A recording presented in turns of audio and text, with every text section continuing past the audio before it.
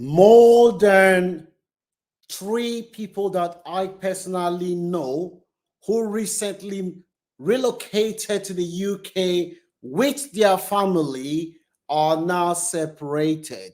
So, what is it in abroad that make people that have lived together, they've been married, all of a sudden, once they move abroad, they separate? In today's video, I'm going to give you 7 reasons why most marriages in the diaspora are falling apart. My name is Francis. If you see my face for the first time on this channel, we share content about migration. I will also talk about the things that affect immigrants on a day-to-day basis. Leave your comment in the comment section. I want to know what your views are, whether you agree with what I am saying today or not. The first reason why a lot of African marriages abroad it's failing is to do with money and the pressure from people back home. Now, when you first move abroad, like most marriage, this is not just peculiar to marriages abroad. Most marriages, even marriages back home in Africa, the issue of money has been proven to be one of the reasons a lot of marriages do not work out. Now, if you find yourself in a relationship where your spouse, you know how much you earn, but your spouse doesn't, he or she is not supporting, or the pressure from people back home to send money back home, if that issue is not managed, it can start putting crack on relationships that have been built over the years. I know a couple of people who said to me recently that, look, until a woman pays the bill in the house and the man doesn't have a job, you don't really know the wife that you're married to. If the woman is still humble, if the woman can still respect you when she's taking care of the responsibility of the home whilst the man is trying to find his feet, that is when you can say heart on heart that I know my wife, that my wife is somebody that loves me. I have experience of 2 people who told me that before they left their home country, they were the main breadwinner. As soon as they go abroad, they came in on a careless visa. Their wife came in as a dependent, and therefore they had opportunity to work and they were not tied to any employer. And because of that, the woman was earning more money. Before you know it, according to this gentleman, the wife started displaying different behaviors. This is not just restricted to women, I have to say. I have seen men that when the man was back home, the woman was the one that was supporting, and all of a sudden the guy comes abroad and it starts changing completely, showing a different attitude. So the issue of money is one of the main reasons why a lot of marriages, whether in the diaspora or Africa, is falling apart if people do not have trust and they are not transparent when it comes to marriages. So if you are able to put that issue to bed by having honest and open conversation where everyone puts their option on the card and there's no deception, that is one of the reasons you will be able to reduce the risk of your marriage falling apart when you move abroad. Do you agree with that? Leave your comment in the comment section. Do you think money is one of the issues why marriages is falling apart abroad? Let me know what your views are. The second reason is what I would say, not spending enough time with each other when you move abroad. A lot of our people, when we move abroad, due to the pressure of trying to survive, the man is working night, the woman is working day, they hardly spend time with each other. Before you know it, the man comes in the night, in the morning, the woman goes out. A lot of people from our community, they do not do what we call date night. A date night. A lot of us, we just focus on money and the children, that the things that bring us together, the attraction in the first place, will lose sight of that. Most most people in the Western world, most non-Africans, I know some Africans do this as well, but it's not something that is very common. It's something that we need to do more. Most people from our society, we don't have date night, a day where the man and the woman could do something that they enjoy. It could be massage, it could be going for a movie show, it could be spending time to get quality time to show that to renew the relationship. We do not do that. We're so focused on money, money, money, extra shift, the children, that we lost sight of each other. And before you know it, that attraction is no longer there. There's no intimacy. We hardly spend time to each other. We hardly hug. There's no affection. Everything will just start dying. And before you know it, if it's not addressed, that is one of the reasons where you find out that physically you're no longer attracted to your husband. That chemistry is gone, and the relationship is start falling apart due to crack. That's my number 2 reason. Let me know, do you agree that not spending time with each other, lack of intimacy, lack of chemistry is another reason why African marriages in the diaspora is falling apart? That's my number 2. Number 3 is very important. Most of us are guilty of this, including me. Role allocation of chores, not supporting your spouse. Listen, if the woman is the one that looks after the children, and most of us, we do not understand what we call what is known as post-traumatic stress. When a woman will have a baby, some women will experience post-traumatic stress, which is a form of mental health due to the stress of the stress of having baby. It can affect relationship. Now, if you still expect your wife to be doing everything, I once went to a guy's house who said to me, "Oh, me, I don't serve myself. I don't serve myself in my house. My wife put the food on the table. My wife put the food on the table. She just comes in. I come in. The food is ready." And I said to him, "Oh, do you cook?" He said, "No. Why should I cook? Why should I cook?" When you are living in the Western world, I am saying this. Listen, I know some men are going to criticize me for what I'm saying. Some women may disagree with me. I am not taking the side of man. I'm not taking the side of woman. I am telling you how I see it and how we can save a lot of marriages falling apart.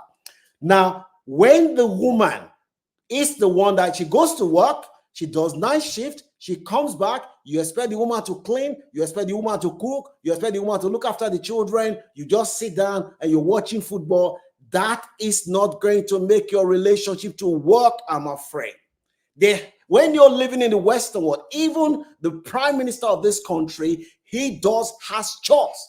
The prime minister of Great Britain does not have a house help in his house. He does not have a house help in his house. So it's not like in Africa where you can send for somebody to come from the village and you're paying them, or you're not even paying them. You tell your auntie, bring one of your children, let me look after them and they'll help me. You don't have that here. Here, there's no pride. You have to put your pride aside. Or you're working together as a family, as a unit. You're working as a team. The goal is to make sure that every member of that team fulfill their role so that the goal can be achieved. You cannot be expecting your wife to do the cooking, to do everything, and you just see that you cannot even over the house. One of the main reasons is role allocation. When you're living in the Western world, forget that African mentality that man doesn't do this, woman doesn't do this. No. Man, there's no role that a man doesn't do in his house. There's no rule that he say, "Oh, this one must only be for women." You have to help each other. If you do not, this is one of the reasons, after money, why a lot of African marriages are falling apart in the Western world. And if you can address this, I can tell you, you've got a chance that your relationship would succeed. It's not only all of us are struggling, including me, we're struggling with this, but you have to remove pride, and put your family first. That is number 3. If you do not agree with that, put your comment in the comment section. Let me know what your views are. That takes us to number 4. Number 4 is influence.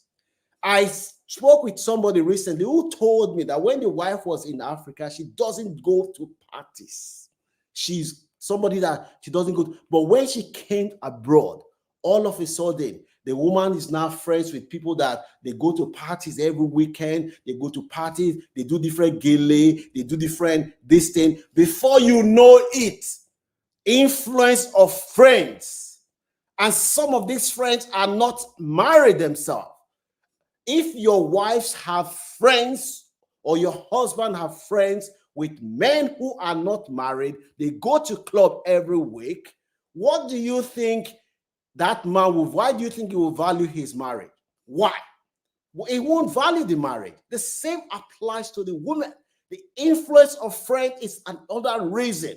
When people start saying, oh, just call the police for him. This is a woman, this is abroad. The man can't do this and can't do this. When people start advising the woman, if the woman is not strong, if the woman is not somebody that has her family at heart, I am telling you, the family will fall apart before you know it due to influence of friends. So if you can look, if you can restrict that influence of friend, I'm telling you that your marriage will succeed. So leave your comment in the comment section. Do you agree that influence of friends is another reason why a lot of marriages are falling apart? If you're seeing value in what we're saying today, don't forget to give this video a like and subscribe to this channel. Number 5 reason is the law in the Western world, human rights.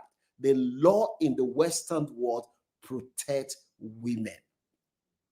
In Africa, I've heard stories where the man just tell the woman, get out, throw the woman out. You know, you can pretty much do it.